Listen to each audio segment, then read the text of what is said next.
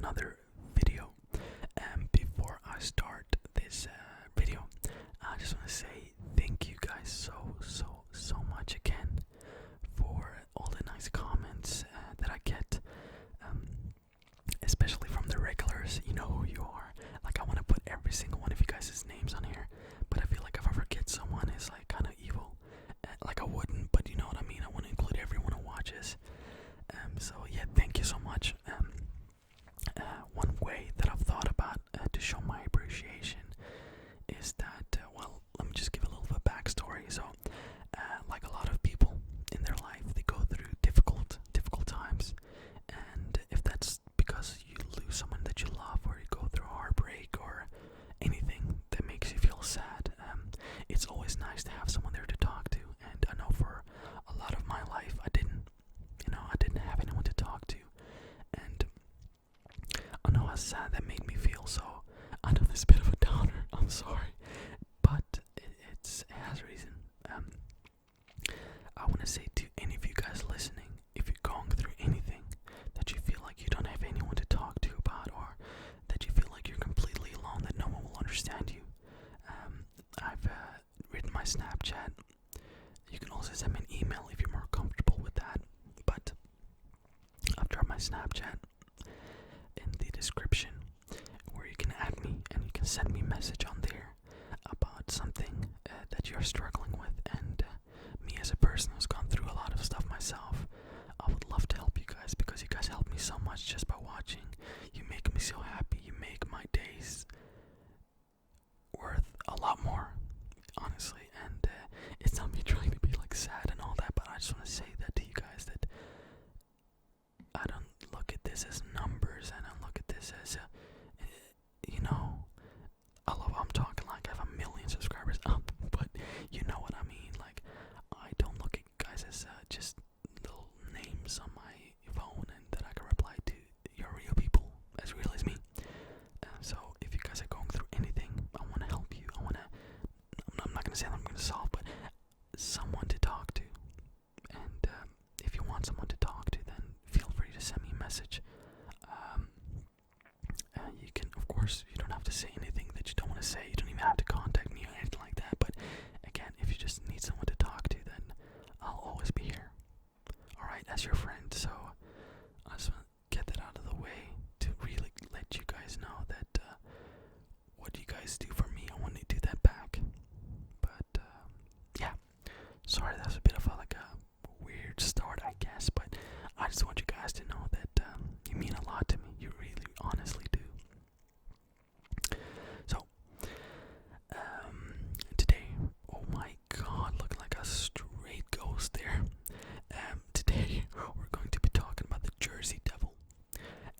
The Jersey Devil is said to be a mythical creature that resides within the forest, or the thick forest, Pine Barrens Forest, in southern New Jersey. It's a beautiful place, by the way.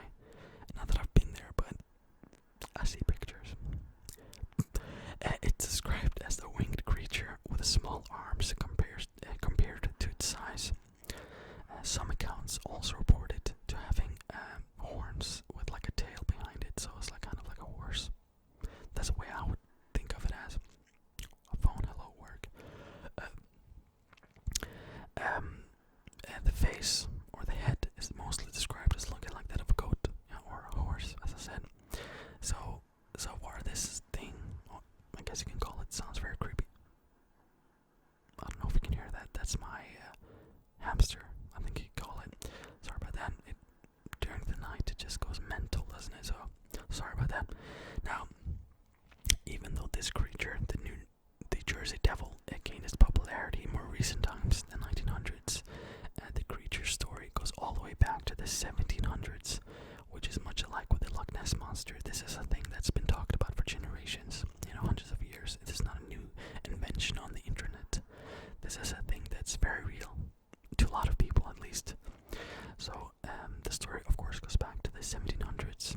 So let's rewind to that point. And the story goes as this. It's said that on a cold, stormy night in 1735, a witch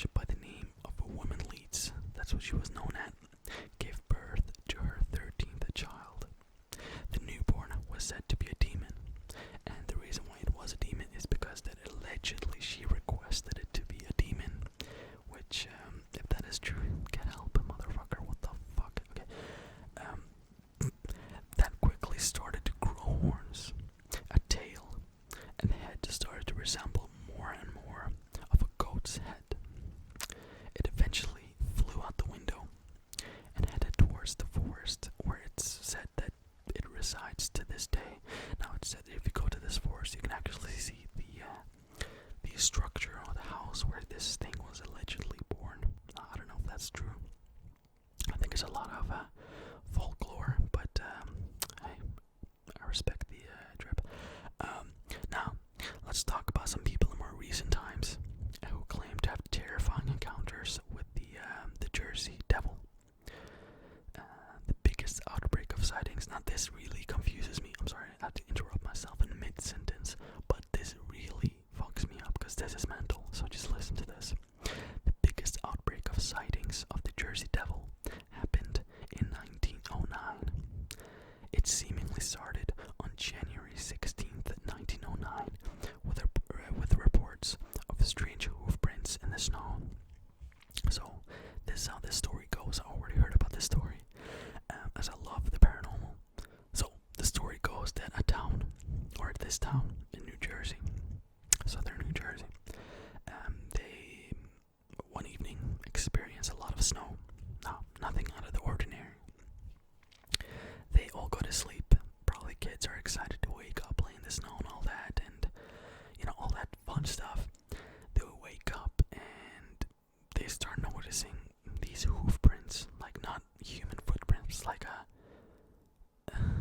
horse, but something bigger than that, walking in a straight line. I mean, over houses as well. Like, imagine you have a house, the footprints went all the way to the wall of the house, then up the wall, then on the ceiling or the roof, and then down the other side.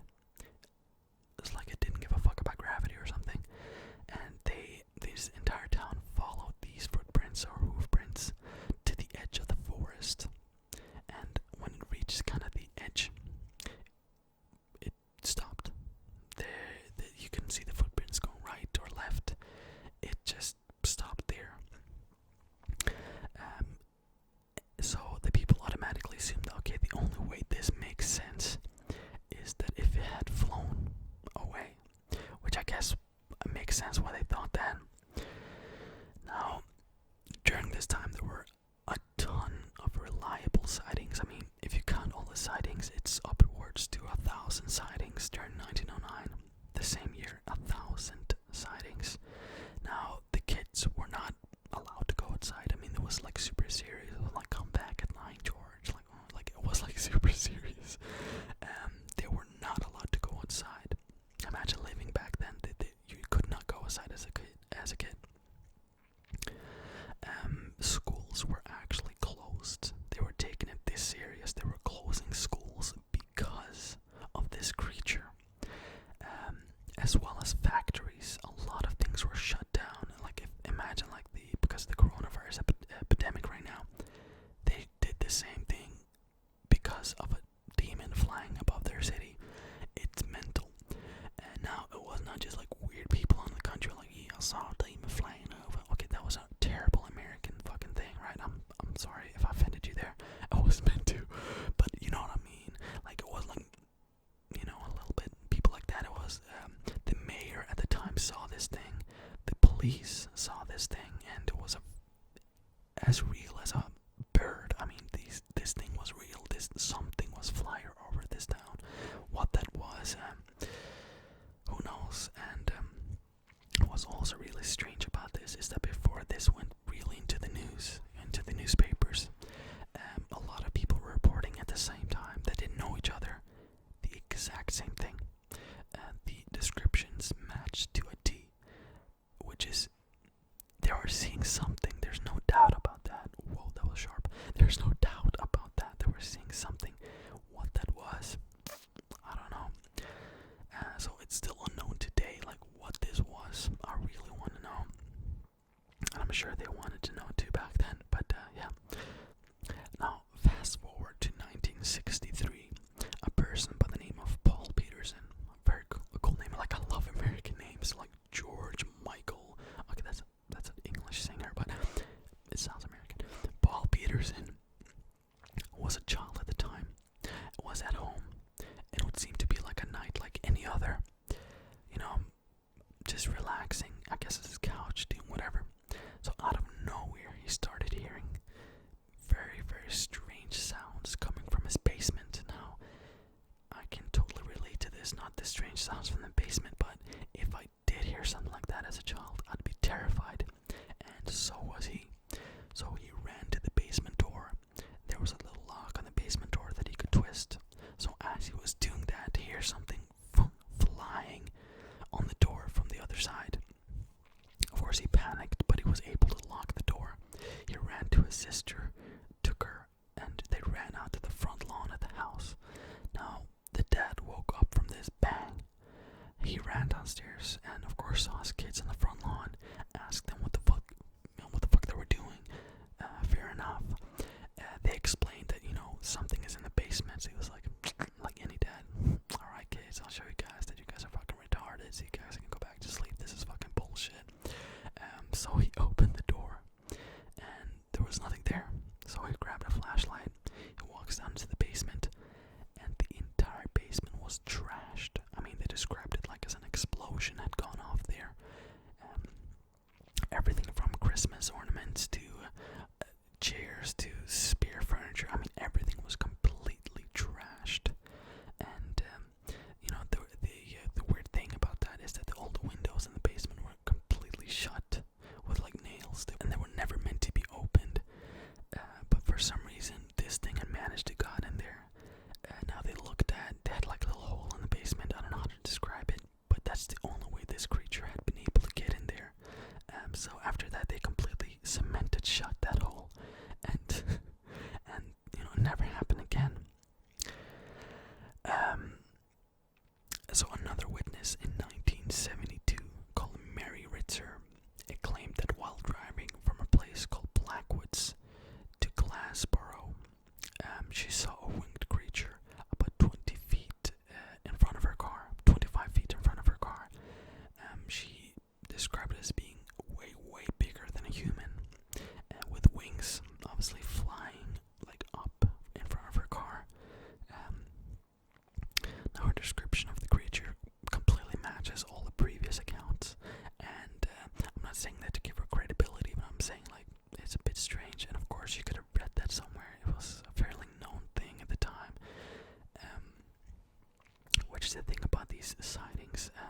When you get one sightings, a lot of people are going to try to see the same thing, even though they don't see it. They're going to claim they did, and maybe they believe they saw it, but they didn't really. The imagination is a wild thing. But yeah, she claimed that she saw this, and I guess a lot of people believed her. One of the most recent sightings occurred in Galloway Township in October of 2015, so not that long ago. Little Lake Harbor resident David Black claims he was driving along Route 9 near a golf course. I love golf. When he saw what he thought was a winged creature, or what he described at the time as a llama. I think that's how you say it, a llama, walking around the tree line near the road. Suddenly the llama, or then the winged creature, flew up and disappeared. Now he says he captured an image of this Jersey Devil, and you're looking at it right now, and if you're thinking, bro, that is fake as fuck, then I'm shaking your hand and I'm gonna say that I fucking agree with you on that. Now, I'm not saying the Jersey Devil is not real, but that image is clearly fake, or maybe it is real and it just looks like that. And yeah, a few days after this, another person, I guess doing something, captured this Jersey Devil on camera. And if you're looking at the video right now, I'm gonna shake your hand, because that is obviously fake too, or I think it's fake, because like, why would you suddenly just record this guy and then have like a fucking Barbie doll fly across the screen?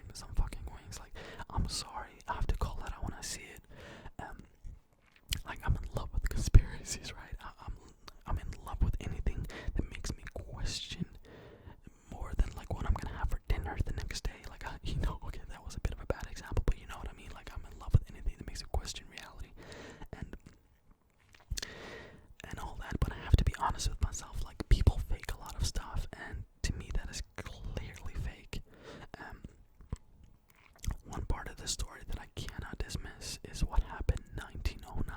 I think that was real. And that all happened. People were claiming, including the mayor, including the cops, police, whatever. They were seeing something above their town. Like what that was, I don't know. But something happened, and I think that incident kind of inspired the rest. Maybe they did see it. But I think something special happened that year. And yeah, what that was, I don't know. I have no clue. But I think if that happened today, then we would have had an answer for it. And yeah. But yeah, I'm so sorry this video was not that long. And I'm sorry for the weird cuts here and there. I'm just so bad at I'm stuttering all the time. And I'm sure I'm going to leave some of that in there.